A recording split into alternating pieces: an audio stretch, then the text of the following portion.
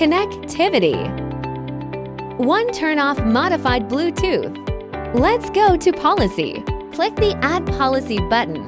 Enter the policy name and description. Select the corresponding target device group. Click the plus button to add the connectivity policy. Forbidden to use Bluetooth. And it is also forbidden to manually turn on the feature at the device end.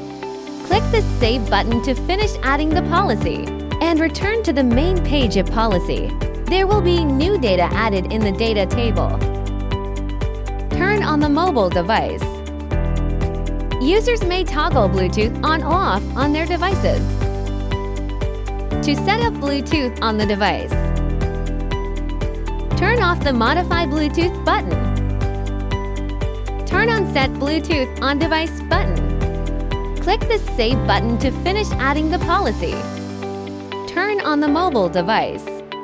Users may remotely toggle Bluetooth on/off. 3. Force Wi-Fi on allow.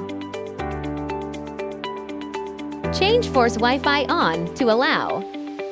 Click the Save button to finish adding the policy. Users are not allowed to disable Wi-Fi.